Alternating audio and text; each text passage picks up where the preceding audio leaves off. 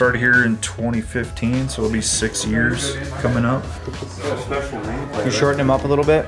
No, we're actually gonna lengthen him out. His elbow was outside, and so he was holding all the weight on his bicep instead of being able to transfer that to his back. So we're gonna lengthen him out a ½ inch and see how that looks. Just trying to get proper form. So he's using more of his skeletal structure instead of his muscles to hold the weight of the bow.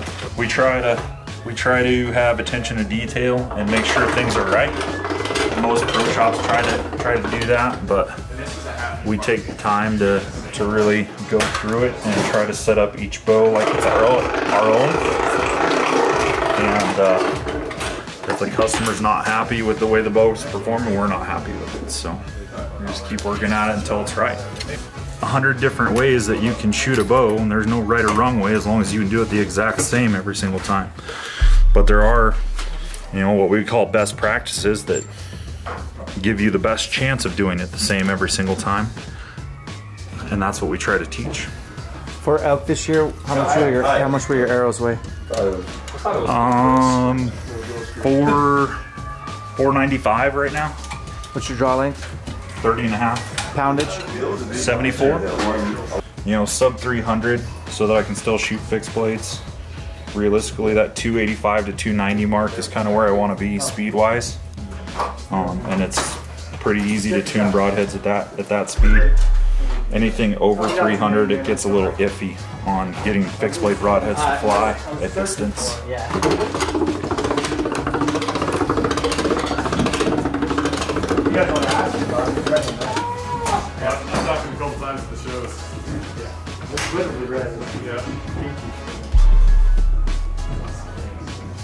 Are we in time?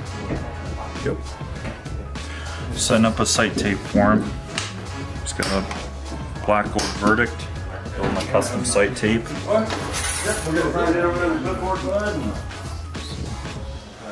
Using Archer's Advantage, putting all the data in? Yep. What are you gonna measure? So this is from sight to...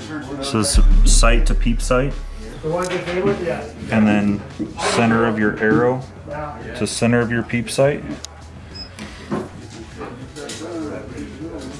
Those are all super important measurements. If those change, then your sight tape changes. What's the golden rule of archery, Jet? You change one thing, you change everything? That's correct, sir. You guys say that again, Baden, so I can catch it up. I don't have mic. You guys aren't mic'd up, so I have to like be in your face. He said that if you change one thing, you change everything in archery. One little piece of change, there's a waterfall effect. It changes everything else. You change your draw length, it changes the speed, it changes how much force is put on the arrow, how the tune is. It can affect peep height. Peep height affects launch angle. There's just on and on and on going down the rabbit hole. So when I get flooded with how did you get your sight tape, do you use Archer's Advantage? Can you run us through real quick, top of your head, all the measurements that Archer's Advantage is going to ask you? So they're going to ask you what arrow you have. It's going to ask for the length of the arrow, carbon to carbon, what your point weight is, what your knock or your point adapter is, so your insert or outsert system, how much that weighs, any of the weights that you have behind that system, what type of fletchings you have, whether you have 3 fletches, 4 fletches, what brand they are, and then what knock system you have. And then it's going to want to know the overall weight of the arrow, and then on the bow it wants to know what bow it is, what the draw length is set to, what the weight is set at, not the peak weight, but what the weight is actually set at. So if it's a 70-pound bow and it peaks out at 73, you need to tell it that it's 73 pounds. And then the 2 measurements that I just took, the pin to peep and arrow to peep, you kind of have to either have a draw board or have somebody that you trust explicitly to hold the bow back so you can take those measurements. And then the chronograph speed, the actual speed that it's shooting. It'll give a calculated speed, but with most of today's bows, that speed does not match up. So it's better to use a chronograph and get the actual speed that it's shooting and put that in. And that's gonna give you the most accurate tape that you can build. So you enter that data into Archer's Advantage, it prints out 5 tapes? Yep. And then usually one of those is the winner, or does it just get you close? It really depends. We've had a lot of bows that you slap on the one tape that you build. So you get a sheet that prints out like this. And so there's 6 tapes, 2 for the exact speed that you printed out, and then 1 foot per second slower, 2 foot per second slower, and then 1 foot per second faster and 2 feet per second faster. A lot of guys get away with just what's on that tape. When you start getting into a more custom build, when you have a lot more front of center or a forward fletch with a heavy helical or something like that, that really changes the flight dynamic downrange, then sometimes you have to play with that a lot, and it's just basically playing with the speed of the tape. If you go out and test it and you're hitting at 60 yards, but at 70, 80, 90 you're hitting low, then you need to go to a slower tape that your pin gaps spread out, and that will make your point of impact raise up. Very rarely do we ever see somebody that has to go to a faster tape. It's typically to a slower tape is usually how it works because of how they've built their arrows. Archer's Advantage is better about accounting for that customization with the front of center and stuff, but it's not perfect by any means. And you can still have print to tapes shoot it in. out past 100. Yeah, 150 is the longest that you can print off of a sight tape on Archer's Advantage. 150. On probably this guy, an A lens. So we're just cutting this down to fit it on the sight. Let's dance. All right, let's do it. Since it only gets printed on computer paper, I'm convinced that we sometimes take packing tape. It's that light, man. Just because of the light. then Man. I used to run that exact peak, that 37 degree Put the with tape the venting. Yeah. into the it's packing good tape. if it's setting in one It is. spot. I like that peak a And lot. especially double when the I'm tape shooting over. indoor. I really like that. Oh, peak. indoor, no problem. I really, And it's a form of lamination to help it be more water resistant. It's not a perfect system, Oh, I believe it, man. Well, that peep is but it does work pretty well. If you get caught in a monsoon, it's not going to save your tape completely, but for the most part, in most situations, you can have light rain and snow and still maintain waterproof so your tape doesn't bleed. I'm going to get the rest of my gear. I'll be right back. So you want to cut close to it, but not all the way up to it, so you leave that seal as good as you can get it. And then double-sided tape on the back.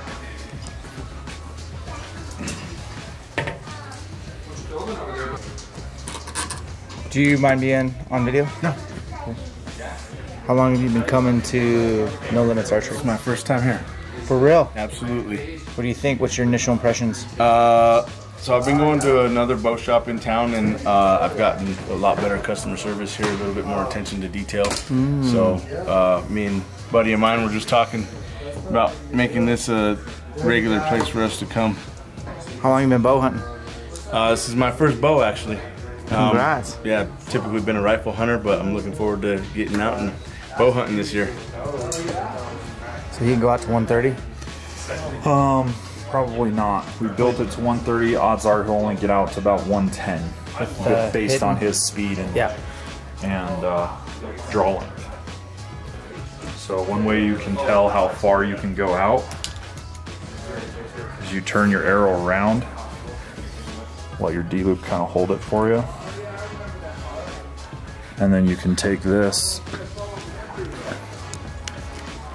and just run your sight down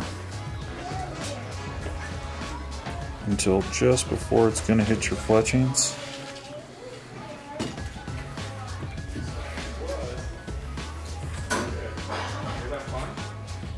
About 110. So you, right now, with your peep setup the way it is, you've got clearance out to about 110. Before the fletchings start hitting the sight. Now, and that depends on, if you end up having to move this sight housing down to get your 60 pin set, that's going to lessen that.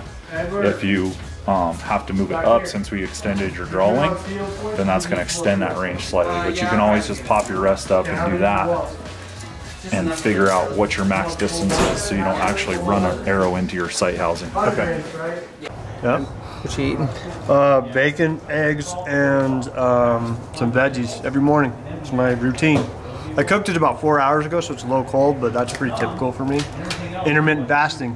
how we do it. What's your feed cycles? What's your Usually about, and actually yesterday I didn't eat dinner because I was here working. So I did a full fast. I did a full 18-hour fast yesterday till this morning at 10. But I usually eat I try and eat after 10 to 10:30. Try and work out about noon, about 2 hours after that. And I'll eat it a couple more times before 6 or 7, and then I won't eat after that. So. I think I'm almost at 3 years now. What do you think of Phil Mendoza? I love Phil. Hopefully you don't hear that, get a bigger head. What do you think of Braden? Braden's a great guy, man. Me and him are the A-team. What do you think of that Jason guy?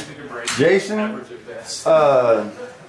takes a little getting warmed up to him, but he definitely knows his shit on his bows, and he will spend the time if it takes 2 hours, 5 hours to get you set up just right. He's a little dry, but he gets the job done. He's a great guy. I've learned a lot from Jason. Bo? Of course, Bo, man. Was one of a kind. If a bow can't be fixed by Bo, then there's something seriously wrong with the bow, and it usually goes back to the manufacturer. That's cool. He is one hell of a shot, and bow teching is. I don't know if there's anybody quite better than that guy. What sets No Limits apart?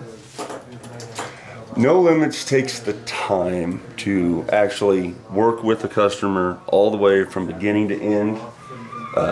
We take pride in people's success. You know, when we get them all set up and brand new shooters, and it's intimidating to go out elk hunting, you know, and when they have success and they come back and tell us about it and show us pictures, man, there's just nothing better. You know, getting someone set up confident and they're able to succeed. And a lot of bow shops, I've lived all over the country. I mean, Illinois, Nebraska, Texas, California. I've never seen a shop like this, ever. Been working here at No Limits for 2 years now about. Started hunting pretty late in life, actually. Didn't start hunting until I was like 19 or 20. Started hunting out in Iowa. Started hunting whitetails out there, got pretty lucky and found some early success, killed a couple nice deer. Got just addicted to archery, man. And so when I came out here, I came into the shop and just started learning from these guys, and then ended up being asked to come on after I started working on bows in my own garage. And so man, I love it here. No Limits is a shop where everybody comes in your family immediately. Everybody that comes in is welcome, and we appreciate working with everybody from the most experienced shooters out there to somebody that's brand new, that's coming in with a bow that maybe they got hand-me-down, or maybe they're coming in trying to buy their first bow. That's really, I feel like, what sets us apart is we're never gonna turn an eye at anybody that's coming in. Everybody here is super knowledgeable. I think something that's different about our shop is that we have shooters that have shot at a competitive level, both nationally, and we have state champions, and then we have really accomplished hunters. So no matter what your question is, we're always going to have somebody here that's going to be able to answer. We use every product that we have. We're not ever going to be selling a product that we haven't personally run or tested. So BTS. Hi. No Limits. What are we doing up here today? What's going What's your on name? Today? My name is Braden. What's your last name? Forsyth. How long you been an archery shop guy? For about 4 years now. I wouldn't go as far as calling me a tech. I can tinker on bows a little bit, but I wouldn't say I'm anywhere near some of the guys here. Yeah. But I can handle it. Cool. We'll just do them behind the scenes. What other questions? Typical oh, I got lots. Let's ask away, man. How long you been CrossFitting? 2009 maybe, 2008, 2009, something like that. So a while, OG, I guess. Where'd you work before the archery shop? I was in the construction industry for a long time. Actually, that's where my degree's in, and I could always go back, but I enjoy this more. So it gives me more time to hunt here. Kind of my reasoning for it. So. How late were you here last night working on bows? About 10:30, 10:45. But that didn't bother me. I didn't even get to shoot my bow yesterday. That was my frustration. I feel that. We're good though. We're good. It's his birthday. Happy birthday. His 40th birthday. Appreciate it. 40? Yep, Born in 81? I am. Him and I are there. Him and I We're both coming up on that 40. So is he, and he just turned 40. 40! In 2021. 40's the new 30. That's actually not true at all. But That's what everybody keeps saying. I don't know if that's the truth. I got a question for you. Where were you yesterday at the gym? Remember we had a noon date yesterday at the gym, and I didn't see you. You know where the gym's at. You had a time, you had a place. yeah, so he called me out. I want to tell you guys right now, I got a middle finger to Denver traffic. Not excuses, but Dirk flew in at 10:25. I was there at 10:24. That's when he touched down. Dirk didn't get into my rental car till like 11:03, and I'm like, I'm good. I'm good. The airport's right there. The airport's. Dirk didn't want to wait for me to work out, so he's like, take me to the Airbnb. And that's cool. I respect that. I still have time. I got to our Airbnb at 11:52. You know what I did for workout yesterday? Tabata push-ups. I knew you did Tabata something. sit-ups. I didn't question It was whether shitty. you did No, that it wasn't what I wanted. I wanted to go to Anchor CrossFit and work out with my brother from another mother. But I know you got it in. I was just. It's so was a little frustrating. sad. It was so frustrating. So, tomorrow. Yeah. Tomorrow we'll get it in. So yesterday, Yes, sir. we have 31 guys in camp, and we got done pretty late. Yeah. You guys closed at 8, but I told them all to come down. Oh, I gotta come this way because that music. This is for no copyrighted music. Jason was here. Thank God. Thank God. We're gonna talk to Jason in a second. How many bowls? We got a couple of bows sold. Bows sold. We upgraded some guys' rests to our lovely Hamskis, which we're on the same boat as you guys. We're right in bed with them. Love those guys. Love that rest.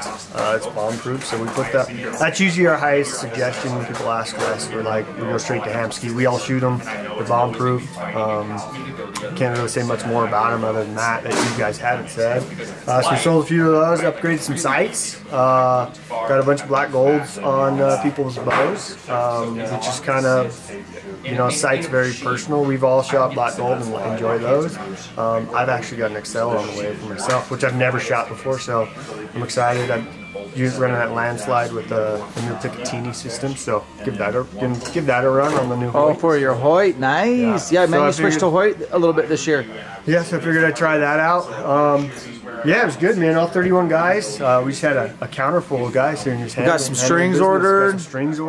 And then these guys that bought bows, they bought like top to bottom everything brand new. Yeah. And they kept their old bows as backup bows. Which is a great idea. What's your ideas on backup bows? I think you should always have a backup bow. I say that and I don't have one right now. I've only got one, but I think you should always have at least a bow ready to go, because if this is your thing, if you like to bow hunt and you love to do it, and something goes wrong, you can't have an excuse why you can't do it, right? So having as many bows, or at least one bow ready to go, is key. It's crucial. What is it about No Limits Archery and the culture that Phil Mendoza's created, that's kept you here? We have a good time. I mean, we're scientists back here. We think we are anyway. I was gonna say we were just having a conversation about aerodynamics that are far above any schooling any of us have had, and we're just guessing, but we're tinkering. We're always talking about this and that and physics of it, and how does this fly, and why does this fly better, or why does this do this, or why does that. So we're always bouncing ideas off each other.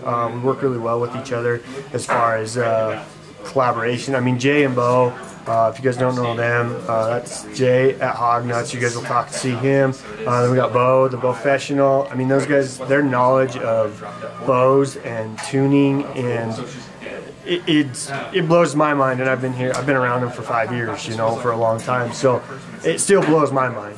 So I've been blessed and fortunate to be around a lot of good bow techs in my bow hunting career, between these guys and some of my buddies that I hunt with up north, just genius bow techs. So I get kind of all of that information and take it and run with it as much as I can. So yeah, it's just the environment. I consider us the mecca in the Western. I put our shop up against anybody as far as tuning and dealing with bows.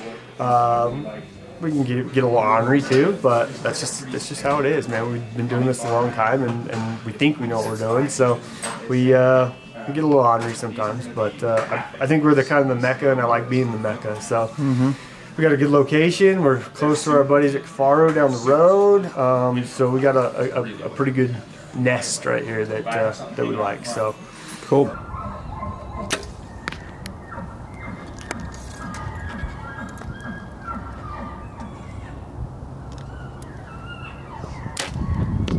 How long you been coming to No Limits? 2 years. What's your favorite thing about it? Long distance outdoors. Same question. About 1.5 years, and good group of guys here. What's your name? How's it going, man? Edward Zambrano here. How long have you been coming to this shop? I think I've been coming here for the last 4 years now. Well, why do you keep coming back? Man, these guys are great, man. They always treat us good. Professionals, they know exactly what they're talking about, so highly recommend them.